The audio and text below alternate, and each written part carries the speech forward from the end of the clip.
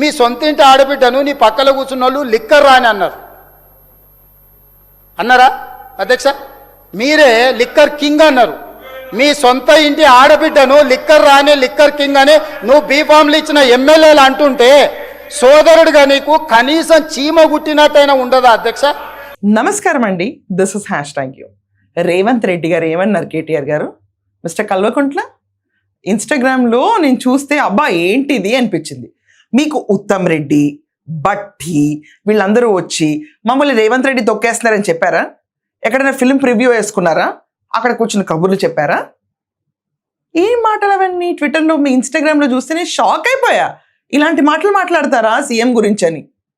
Okay, ఫ్రాంక్గా ఒక మాట అడుగుతాను. ఎడిటర్ మీ దగ్గర బయట ఉంటే ఖచ్చితంగా వేయాలి. ఒకవేళ పవర్లోకి వస్తే బీఆర్ఎస్ పార్టీ అప్పట్లో ఉన్న తెలంగాణ జాతిపితగా అవ్వాలి అనుకున్న, తెలంగాణ జాతిపితే కదా, రైట్. అంటే మిస్టేక్ అయితే మళ్ళీ మీరు బాధ వస్తుంది కదా, అందుకనే కరెక్ట్ చేస్తున్నాను ఇక్కడ. సో మిస్టర్ కల్వకుంట్ల, తెలంగాణ జాతిపితగా ఉండాలి అనుకున్న కేసీఆర్ తెలంగాణ వస్తే ఎవరిని సీఎం చేస్తున్నారు? బీసీ కులస్తున్నా, లేకపోతే లేదు కల్వకుంట్ల కుటుంబమే వెళ్తుంది రాజ్యం అన్నారా? ఆ మాటలు మర్చిపోయారా? ఒక దళిత నాయకుడినే ముఖ్యమంత్రి చేస్తామని చెప్పి కేసీఆర్ ప్రకటించాడు. నేను చెప్పిన అంటే తల నరుక్కుంటా కానీ ఆ మాట తప్పను. ఖచ్చితంగా ఎట్టి పరిస్థితులలో రేపటి తెలంగాణ రాష్ట్రానికి దళిత నాయకుడే ముఖ్యమంత్రిగా ఉంటాడు. మరి ఆ రోజు ఎందుకు ఇట్లాంటి మాటలు, తొక్కుడెందుకు, నించుడెందుకు, ఇప్పుడు ఇన్ని మాటలు మాట్లాడారు కదా, అవన్నీ రివర్స్ చేసి చెప్తావు. ఇప్పుడు చాలా ఫన్నీగా ఉంటుంది వీడియో. అసలు రేవంత్ రెడ్డి మీ కుటుంబ శ్రేయోభిలాషి. ఆ విషయం మర్చిపోయి శ్రేయోభిలాషి 4 మంచి మాటలు చెప్తే శ్రేయోభిలాషిని పట్టుకు తిడతారా? అమ్మ, ఇదెక్కడ పైశాచికత్వం, ఇదెక్కడ రాజకీయం? మనకి పొలిటికల్లీ విభేదించవచ్చు, ఎన్నన్నా ఉంటాయి, కానీ ఒక కుటుంబ విషయంలో మీ చెల్లికి వచ్చి మద్దతు ఇస్తే బయటకు వచ్చి నీ పార్టీలో ఉండదు నువ్వు తొక్కేస్తున్నావు అని చెప్పంటే అర్థం ఏమన్నా ఉందా కేటీఆర్ గారు? నిజం చెప్పండి ఈ మాటకి. ఆయన ఏమన్నారు? లిక్కర్ రాణి అని చెప్పి మీ పార్టీ వాళ్ళు పోస్టులు వేశారు సోషల్ మీడియాలో. అసలు బీఆర్ఎస్ సోషల్ మీడియా నాకే సపోర్ట్ చేయలేదు, మీ చెల్లె చెప్పింది. ఇదంతా కాకుండా ఎయిర్పోర్ట్కి అసలు మీరే రాలేదు ఆవిడ అరెస్ట్ అవుతుంటే. బయటకు వచ్చిన తర్వాత విన్నింగ్ సిచ్యువేషన్ మాత్రం ఎన్కాష్ చేసుకోవడానికి బరాబర్ ముందుంటారు మీరు. ఇది మా అభిప్రాయం మీ గురించి, తప్పే ఉంది. మీ ఫాదర్కి అడిగిన ముచ్చంలో ఉంటారు. దాని తర్వాత కవిత గారిని అన్నారు మీరు ఆ పార్టీలోకి వెళ్తారంటే నేను వెళ్ళను, కావాలంటే ఆయనే జాగృతి పార్టీకి పిలుస్తాను. అంత పైకి అయిపోయింది మీ చెల్లి చూస్తుండగా. మీరు లొల్లి పంచాయతీలు పెట్టుకుంటే తిరుగుతున్నారు. తప్పైపోయింది నా చెల్లి పట్ల అని చెప్తే ఏమయ్యేది? సహృదయంతో రేవంత్ రెడ్డి గారు, అరే నేను చెప్పిన మాటలకి కనీసం కేటీఆర్ మారిండి అనుకున్నారు కదా, ఆ ఉత్సాహం కూడా లేకుండా చేస్తారు. ఫస్ట్ అసలు కేటీఆర్ ఏమన్నారు అది ఒకసారి వినిపిస్తాం మీకు. ముఖ్యమంత్రిలా కాదు, ఒక వీధి రౌడీ మాదిరిగా నడుపుతున్నది సర్కారు కాదు, ఒక రౌడీ దర్బార్ అన్న స్థాయిలో చెలరేగిపోతూ తొక్కుకుంటూ వచ్చినా తొక్కుకుంటూ పోతా మళ్ళీ తొక్కుతా. ఎవరిని దొక్కినావు నువ్వు? ఉత్తమ్ కుమార్ రెడ్డిని దొక్కినావు, దామోదర్ రాజనరసింహన్ దొక్కినావు, బట్టి విక్రమార్కన్ దొక్కినావు, శ్రీధర్ బాబుని దొక్కినావు. పాత కాంగ్రెస్ వాళ్ళందరినీ తొక్కి పేమెంట్ కోటాలో 1000 కోట్లు ఢిల్లీకి వాడేసి నీ తొక్కలో సీటు తెచ్చుకున్నావు. ఆ సీటు కోసం ఏదో మిగతా వాళ్ళందరూ పోటీలు పడుతున్నట్టు ఇవాళ రీతిన ముఖ్యమంత్రి గారు ఒక వీధి రౌడీ కంటే హీనంగా అసెంబ్లీని వేదికగా చేసుకొని మాట్లాడిన పద్ధతికి సిగ్గుతో సభ్య సమాజం తలదించుకుంటుంది. ఆయన ఒక వీధి రౌడీ లాగా మాట్లాడిన మాటలకు తప్పకుండా బేషరతుగా క్షమాపణ చెప్పాలి. లేకపోతే ఆ స్పీకర్ గారికి ఏమన్నా కనీసం ఒక 1% అన్న ఇంగితం ఉంటే వారన్నా రికార్డులో తొలగించాలి. స్పీకర్ కి ఇంగిత జ్ఞానం ఉంటే ఈ మాట స్పీకర్ అనొచ్చా? ఇది సబబా? నాకు అర్థం కావట్లా. Floor leader Revanth Reddy, I can understand. అసెంబ్లీకి పెద్దెవరు? స్పీకర్కి ఇంగిత జ్ఞానం ఉంటే, అరే వా, ఇంకా ఇలా ఉంటుందా రాజకీయాల్లో? అంటే నెక్స్ట్ టైం మీరు వస్తే స్పీకర్ని ఏదైనా అనొచ్చు. ఇంకా అపోజిషన్లో ఉండేలా అంటే, ఇంకా వర్కింగ్ ప్రెసిడెంట్గా ఉన్నప్పుడు అంటే, ఇంకా ఒకవేళ మీకే పట్టాభిషేకం అని చెప్పి అనౌన్స్ చేస్తే స్పీకర్కి మర్యాద ఉంటుందా? ఇక్కడ ఒక లిస్ట్ ఇచ్చారు ఈయన. మళ్ళీ ఒకసారి ప్లే చేసి మీకు వినిపిస్తాను.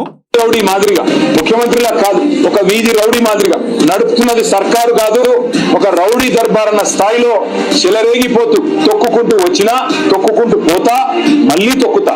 ఎవరిని దొక్కినావు నువ్వు? ఉత్తమ్ కుమార్ రెడ్డిని దొక్కినావు, దామోదర్ రాజనరసింహన్ దొక్కినావు, బట్టి విక్రమార్కన్ దొక్కినావు, శ్రీధర్ బాబుని దొక్కినావు. పాత కాంగ్రెస్ వాళ్ళందరినీ తొక్కి పేమెంట్ కోటాలో 1000 కోట్లు ఢిల్లీకి వాడేసి నీ తొక్కలో సీటు తెచ్చుకున్నావు. ఆ సీటు కోసం ఏదో తొక్కుకుంటూ వచ్చా, తొక్కుకుంటూ పోతా. దీనికి ఎవరెవరిని తొక్కావంటే శ్రీధర్ బాబుని, దామోదర్ రాజనరసింహని, బట్టి విక్రమార్కని, ఉత్తమ్ రెడ్డిని. ఈ నలుగురు వచ్చి మీకు చెప్పారా? బయటికి కూర్చొని చెప్పారా? కాంగ్రెస్ లో ఒక నియమం ఉంటుంది, ఎవరు చెప్తే వాళ్ళే సీఎం అవుతారు. అధిష్టానం వీళ్ళందరూ వెళ్ళి అధిష్టానం చెప్పారా, లేకపోతే అధిష్టానం చెవులో చెప్పారా? వినలేదు, మమ్మల్ని తొక్కేశాడు రేవంత్ అన్నా అని చెప్పి, కేటీఆర్ అన్నా అని చెప్పి తలుపులు కొట్టి చెప్పారా? ఏంది లొల్లి పంచాయతీ? ఏంటిదంతా? ఆ తొక్కలో సీటు పేమెంట్ కోటాలో 1000 కోట్లు పడేశారు.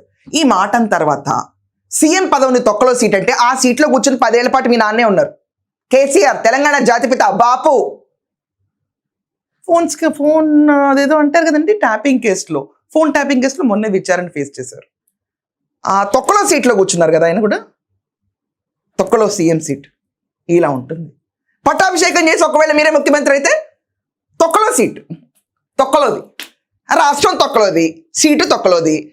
దాని తర్వాత స్పీకర్ కొంచెం ఇంగిత జ్ఞానం ఉన్నా. ఇది నట్షెల్లో పాలిటిక్స్.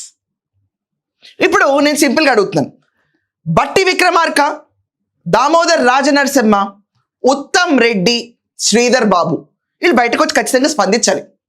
మేము చెప్పాము ఆయన ఎక్కువ తొక్కారని చెప్పి ఖచ్చితంగా స్పందించాలి. స్పందించకుండా ఇది కూడా రేవంత్ రెడ్డినే డీల్ చేయమన్నారు అనుకోండి, వారేవా శభాష్ అండి. ఇంకా కాంగ్రెస్లో ఏదొచ్చినా మీ పేర్లు మీకు చెప్పినా మీ అనుకోకుండా తీసుకున్నా కూడా అన్నిటి రేవంత్ రెడ్డి డీల్ చేయాలంటే మంత్రులు ఎందుకు, శాఖలు ఎందుకు, ఎమ్మెల్యేలు ఎందుకు అన్న ఫీలింగ్ ప్రజలకు వస్తుంది. అప్పుడు మీ కాన్స్టిట్యుయెన్సీలో మీ గెలిపేంటి అనేది మీరు ఖచ్చితంగా ఆలోచించారు. ఇది ప్రధానంగా గుర్తుంచుకోవాలి ఇక్కడ. రెండవది, ఈ రాష్ట్రంలో ప్రతి ఒక్కళ్ళు శ్రమించి గుర్తుపెట్టుకో మిస్టర్ కల్వకుంట్ల, శ్రమించి ట్యాక్సులు కట్టి ఆ డబ్బులతో ఎలక్షన్ నిర్వహించి ప్రజాస్వామ్యంలో ఓట్లేసి ముసలి ముతక కూడా ఓట్లేసి వస్తే తొక్కలో సీటు. అరే మాకు నచ్చిందంటే నీ బాధ ఏంటి? మాకు నచ్చిందంటే నీ బాధ ఏంటి? మాకు రేవంత్ రెడ్డి సర్కార్ నచ్చిందని చెప్పి చాలా మంది అంటే నీ బాధ ఏంటి? ఇలాగే అవహేళన చేస్తారా? తొక్కలో సీట్ అంటారా? ఇదే మీ రాజకీయం అయితే పట్టాభిషేకానికి ఎంతమంది ఓట్లు వేస్తారన్నది గుర్తుంచుకోవాలి. ప్రతిదానికి రేవంత్ రెడ్డి గారే సమాధానం చెప్పాలి. సోనియా గారినన్నా రేవంత్ రెడ్డి గారి సమాధానం చెప్పాలి, రాహుల్ గాంధీనన్నా రేవంత్ రెడ్డి గారి సమాధానం చెప్పాలి, కాంగ్రెస్ అన్నా రేవంత్ రెడ్డి గారి సమాధానం చెప్పాలి. వీళ్ళని తొక్కించుకున్నారు అని చెప్పి వీళ్ళ పైన వీళ్ళు చెప్పారో లేదో, వీళ్ళు మాట్లాడారో లేదో ఎవరికి తెలియదు, కానీ ఇతను మాత్రం చెప్పేస్తాడు కేటీఆర్. ఈ విషయాలపైన కూడా రేవంత్ రెడ్డి సమాధానం చెప్పాలి. ఆఖరికి కల్వకుంట్ల సిస్టర్ కవిత గురించి సపోర్ట్ కూడా రేవంత్ రెడ్డి రావాలి. ఏం రాజకీయం? అన్నిటికీ రేవంత్ రెడ్డి అంటే నెక్స్ట్ టైం రేవంత్ రెడ్డికే జై అంటారు. So mister Kalvakuntla, next time మీరు కొంచెం విభేదాలు పొలిటికల్గా ఎక్స్ప్రెస్ చేయండి, నో ప్రాబ్లం. కానీ తొక్కలో సీట్ అనకండి. ఆ సీట్లో 10 ఏళ్ల పాటు అరిగిపోయేటట్టు కూర్చుంది మీ నాన్నగారి. నెక్స్ట్ టైం మీరు అవ్వాలన్న ఆస్పిరేషన్లో కూడా ఉంటారు. ఇదండి ఈరోజు జరిగిన విశేషం. ఘాటుగా కేటీఆర్ చేసిన ప్రసంగం. మీ అందరికీ ఈ వ్యాఖ్యలైన తర్వాత నెక్స్ట్ టైం బీఆర్ఎస్కి భవిష్యత్తు ఉంటుందా?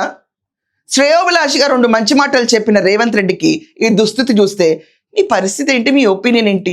అండ్ ఎవరి గవర్నమెంట్ బాగుంది ఖచ్చితంగా రాయండి కింద. 10 ఏళ్ల పాటు సీట్ నరగొట్టిన కేసీఆర్ గారిదా, లేకపోతే 2 ఏళ్ల పాటు కొత్త కుర్చీ వేసి కూర్చున్న రేవంత్ గారిదా? ఖచ్చితంగా ఒపీనియన్స్ కమెంట్స్లో రాయండి. That's all for now. Thank you.